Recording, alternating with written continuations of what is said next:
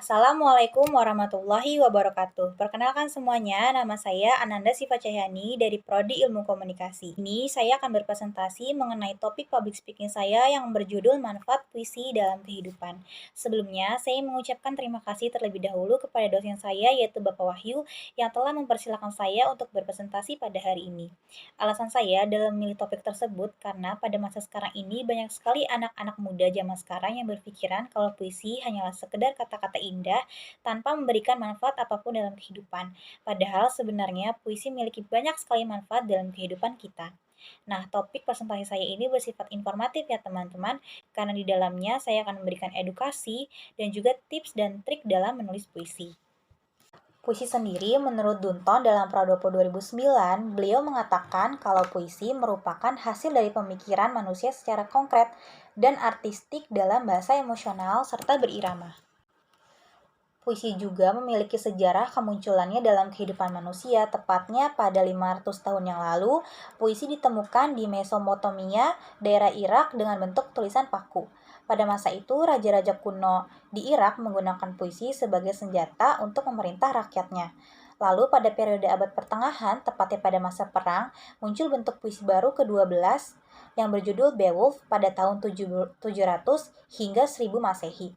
Puisi ini bercerita tentang seorang pejuang yang berusaha untuk menyelamatkan rakyatnya.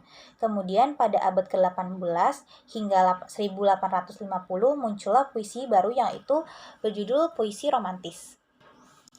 Puisi juga memiliki banyak manfaat dalam kehidupan kita, salah satunya pada awal perjuangan kemerdekaan, puisi digunakan sebagai senjata aspirasi, sebagai kritik sosial, sebagai media kritik pemerintah, sebagai media perlawanan terhadap penjajah, sebagai pembangkit nasionalisme.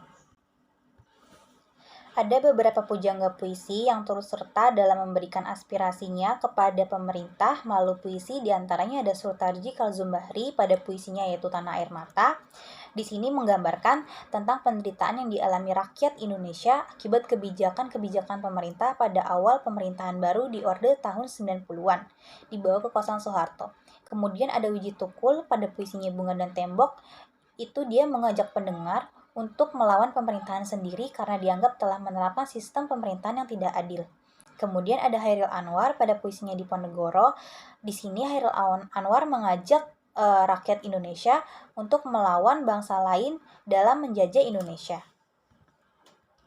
Puisi juga memiliki manfaat dalam era modern, di antaranya sebagai mengasah kemampuan berpikir kritis, menumbuhkan perasaan empati terhadap lingkungan, meningkatkan kreativitas, dan juga sebagai sarana healing.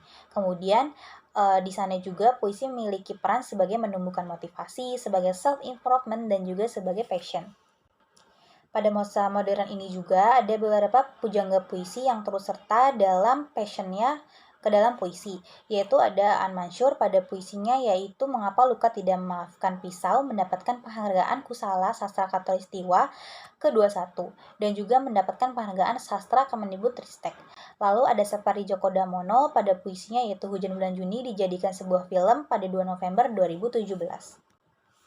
Kemudian saya sendiri memiliki pengalaman passion terhadap puisi tersebut, yaitu ketika saya di bangku SMP, saya sudah mulai menyukai puisi. Akan tetapi teman-teman saya berpikiran kalau puisi hanyalah sekedar kata-kata yang indah dan tidak memberikan manfaat apapun dalam kehidupan.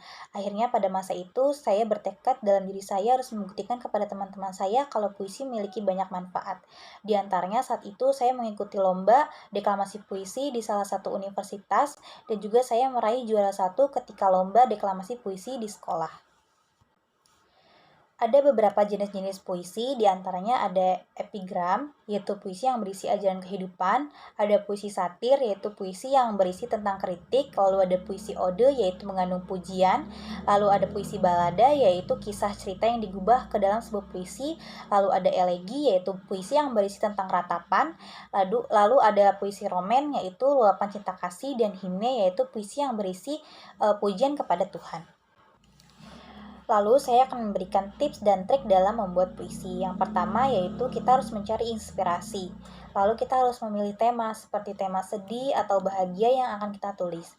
Lalu kita harus memilih kata kunci ketika menulis puisi, seperti ketika kita melihat awan ataupun meja, itu bisa menjadi kata kunci dalam puisi kita. Lalu kita harus menghadirkan rasa dan juga mulai menulis. Nah, ketika kita menulis sudah memilih inspirasi, pilih tema, kata kunci, dan menghadirkan rasa, tentunya kita harus bisa menulis puisi tersebut. Lalu ada tips dan trik juga dalam berdeklamasi puisi. Dalam membacakan puisi tentunya kita harus menguasai ekspresi, volume, dan intonasi. Lalu artikulasi, kejelasan ketika membaca puisi, gestur gerakan kita, dan juga konversasi, yaitu kesiapan kita dalam membacakan puisi. Baiklah teman-teman, sekian presentasi dari saya. Saya akan mengulang beberapa materi yang sudah saya paparkan. Puisi memiliki banyak sekali manfaat dalam kehidupan kita, di antaranya sebagai self-improvement, menumbuhkan rasa motivasi, dan juga sebagai passion dalam kehidupan kita. Semoga apa yang saya sampaikan kepada teman-teman bisa memberikan manfaat dan juga bisa dijadikan motivasi terhadap kehidupan teman-teman sendiri, agar teman-teman bisa mulai menyukai puisi dan tidak berpikiran lagi kalau puisi hanyalah sekedar kata-kata yang tidak penting. Sekian, wassalamualaikum warahmatullahi wabarakatuh.